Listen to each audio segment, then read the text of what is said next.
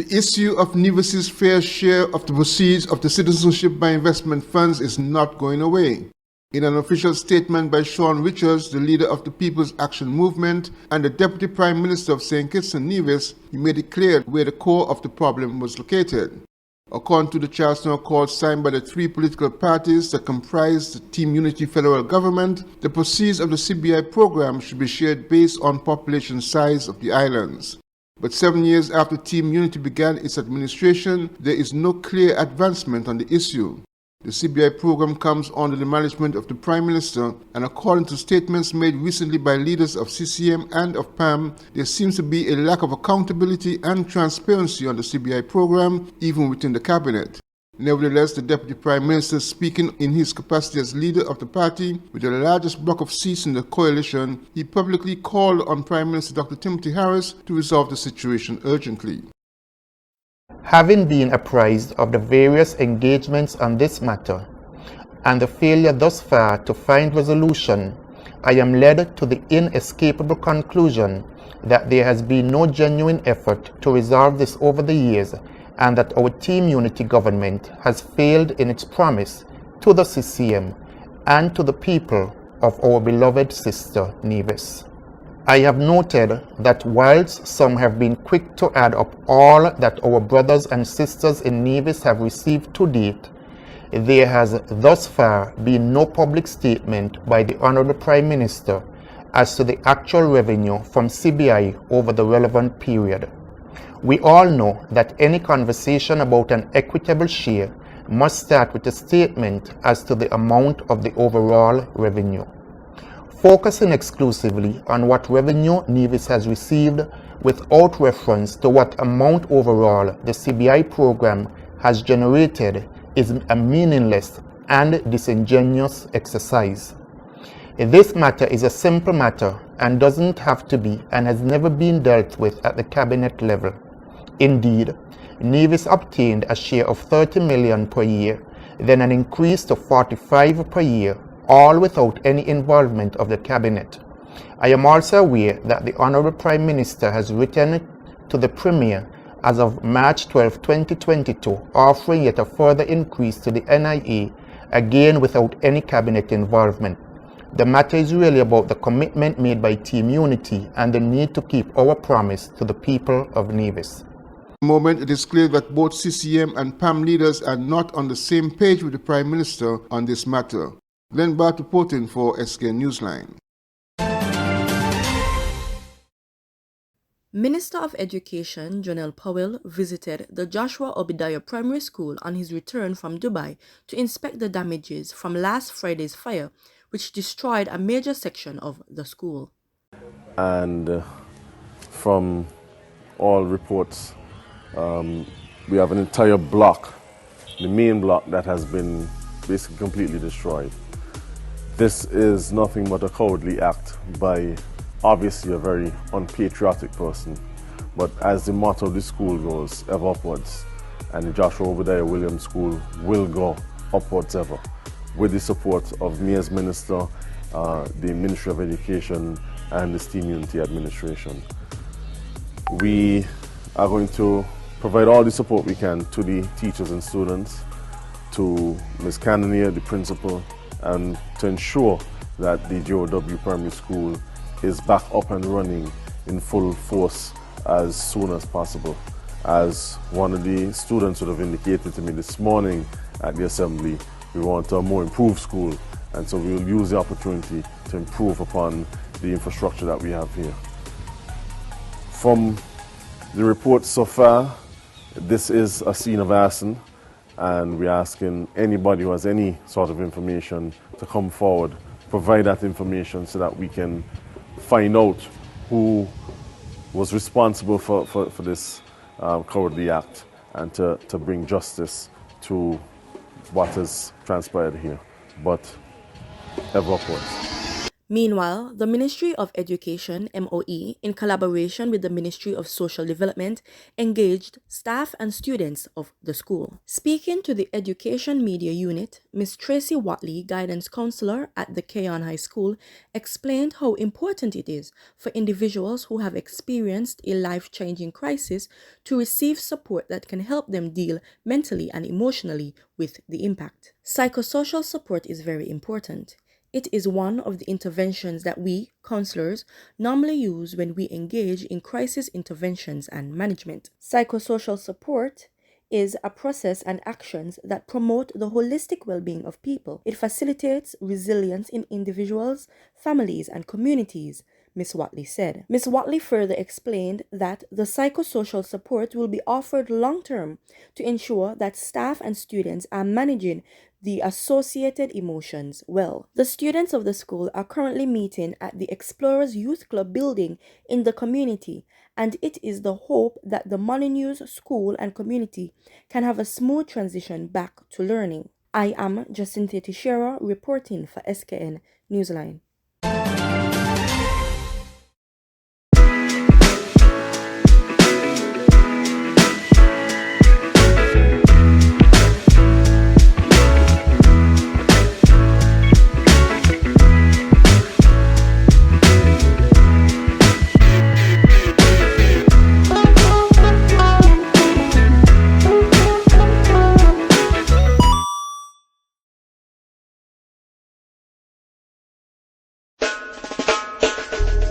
Why cook on a Sunday? Come have lunch at Jamrock Restaurant in Frigate Bay. Jamrock offers an eclectic menu of some of the finest dishes, sumptuous appetizers, delicious entrees, soups, and one of the best drink menus any restaurant has to offer. Open for lunch on Sundays at 12 noon.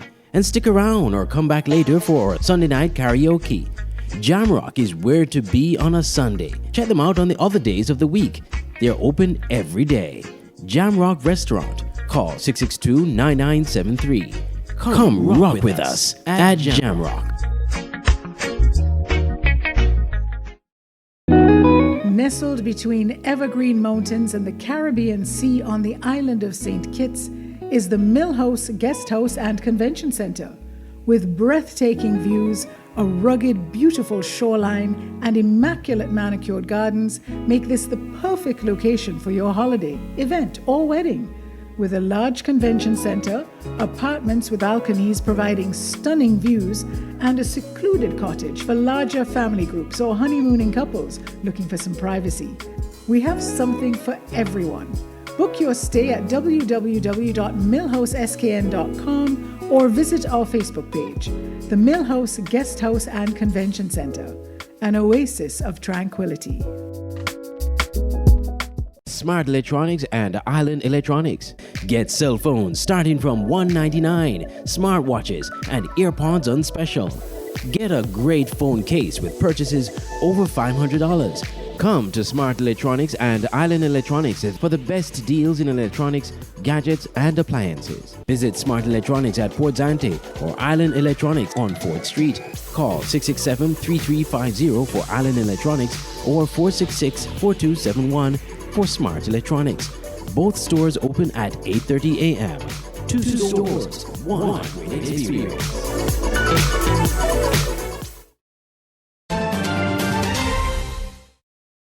Minister of Tourism Lindsay Grant announced special assistance for business enterprises on account of the challenging economic times occurring during the country's tourism recovery. Speaking at a 24th March press conference, Minister Grant announced a fuel subsidy for travel-approved taxi operators and will pursue a brand and content shoot aimed at refreshing the island's image.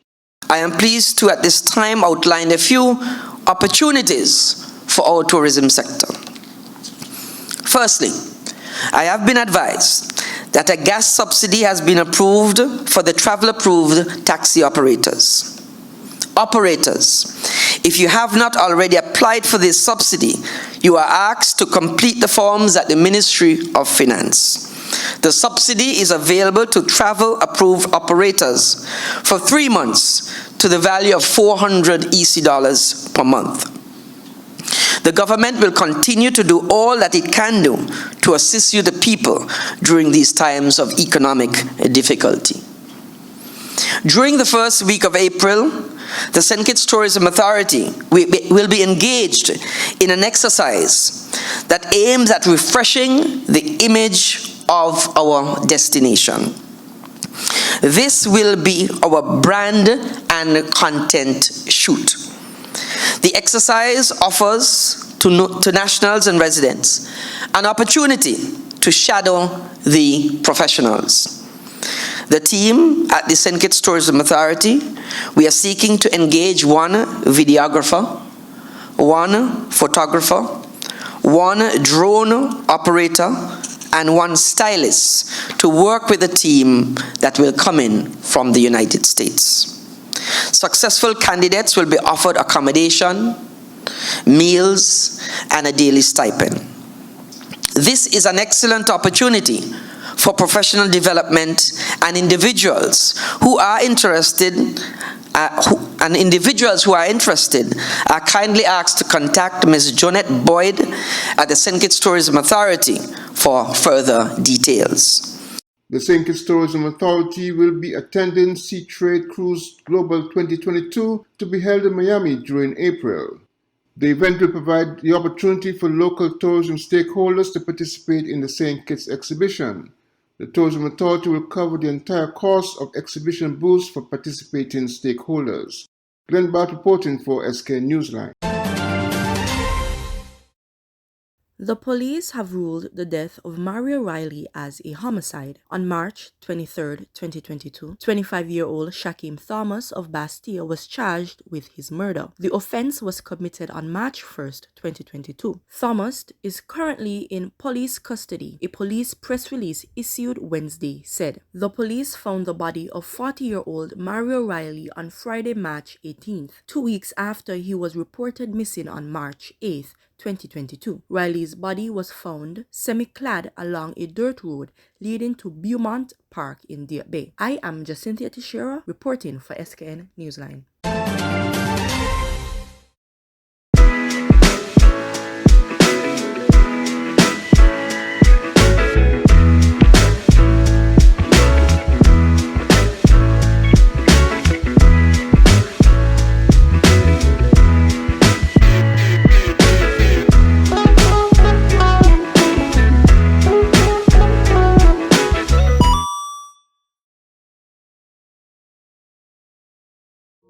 If you're looking for a place to host that special event, conference, meeting, social event, party, whatever the occasion, your best option is the Millhouse Convention Center in Palmetto Point, St. Kitts.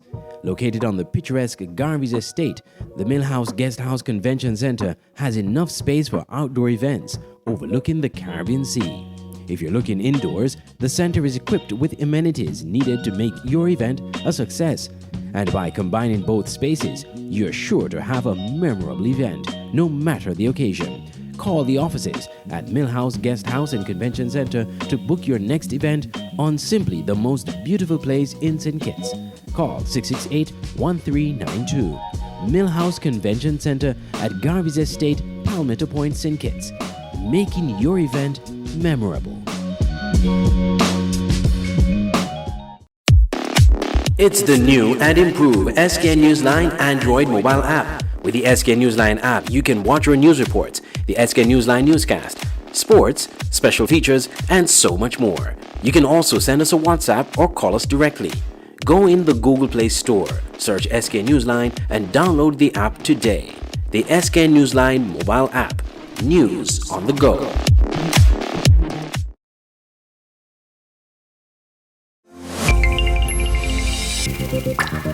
An open interactive event can be described as tremendous, effective, on par with any conference around the world. From exhibitions to trade shows, corporate events to product launches, from press events to political functions. We are the secret sauce behind events that make you go, wow. We've staged multiple world-class events in the Caribbean and developed the skill to deliver quality in every detail, whether the event is live or fully virtual, or maybe even somewhere in between. At Open Interactive, we got your events covered. Get your free quotation today at www.madebyopen.com.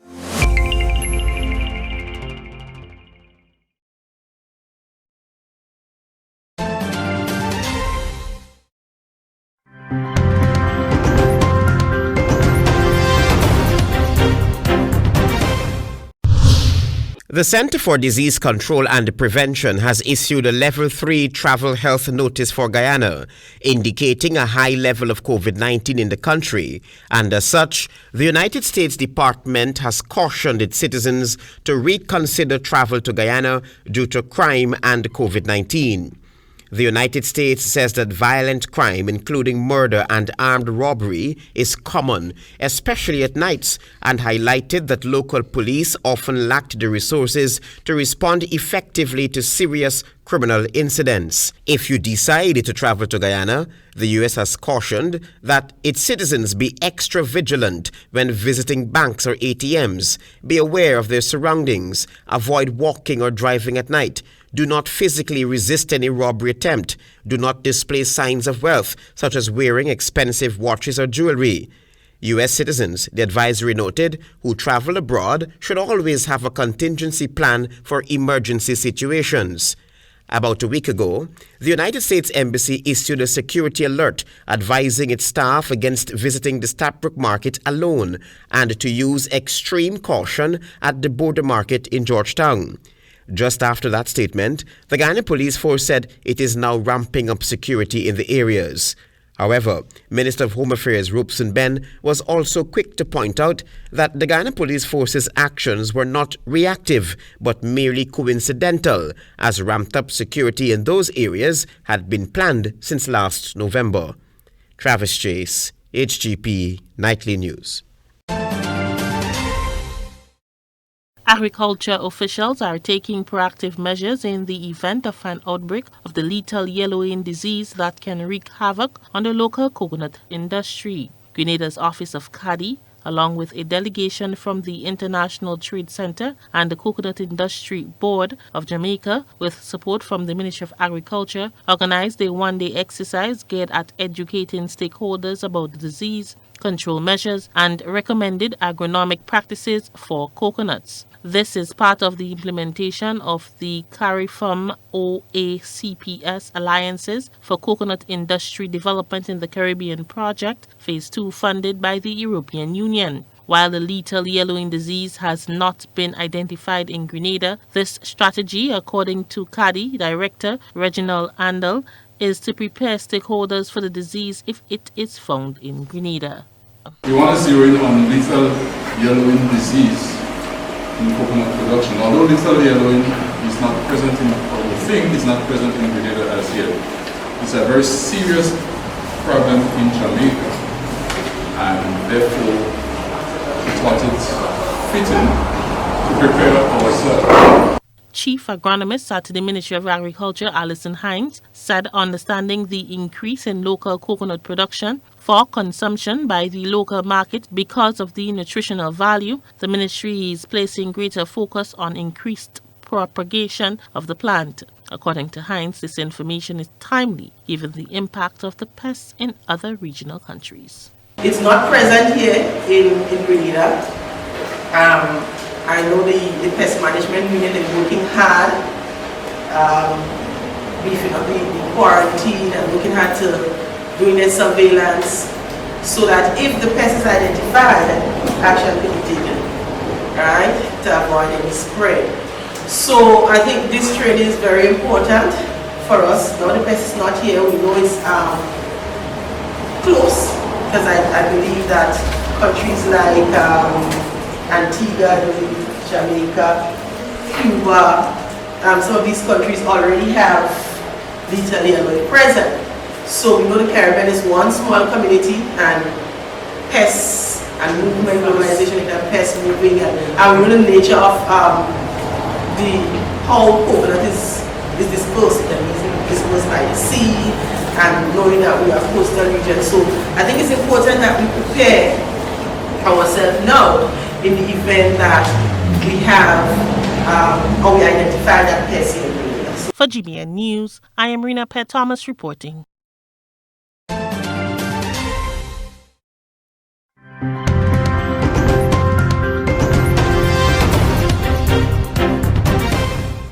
Mr. President, in your view, does President Zelensky need to cede any Ukrainian territory in order to gain a ceasefire with Russia, or is that completely off the table? And then also, do you think that Russia needs to be removed from the G20? On the latter point, my answer is yes. That depends on the G20. That was raised today, and I raised the possibility if that can't be done, if Indonesia and others do not agree, then we should, in my view, ask to have both Ukraine be able to attend the meetings, as well as basically Ukraine being able to attend the G20 meeting and observe. With regard to, what was the first question? If you think that Ukraine needs to cease, to give up any territory in order to get a ceasefire. That is a total judgment based on Ukraine.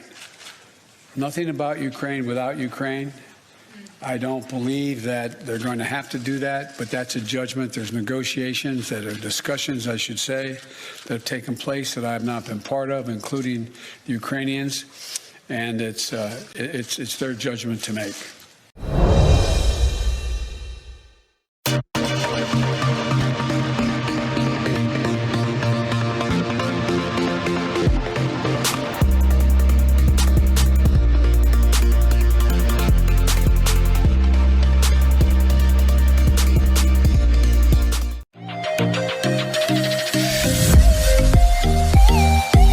It's one day before the St. Kitts and Nevis senior men's national team do battle with Andorra in an international friendly in Europe on Friday. Manager of the team, Jamrock Restaurant, has a positive message for fans at home in St. Kitts and Nevis and abroad. The players and the staff are in a positive frame of mind. We expect to give 110% for the game on Friday. The players, we've made them as comfortable as possible, as comfortable as we possibly can. So in terms of playing the game, they just have to go out and give their all. I know they will, because they're looking forward to making a statement and to show the entire football world that even though most of them play back home in St. Kitts and Nevis, they can compete with the best, not only in our region, but anywhere around the world. Before leaving the federation, coach Austin Deco Huggins said he expects the team to play as a unified unit. He believes all that will be in place when they step on the pitch come Friday. I think that they are coming along nicely. There's something that we need to work on still. Hopefully by Friday, we're going to be much better than how we was before. So I think they're going to do fairly well. The match between Andorra and St. Kitts and Nevis will be shown live on Friday on the SKNFA Facebook page at 3:45 p.m.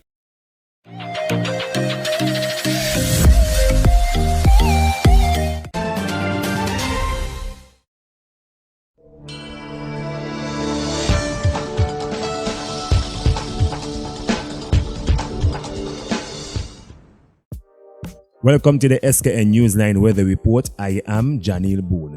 Here is a look at the 4-day forecast for St. Kitts and Nevis.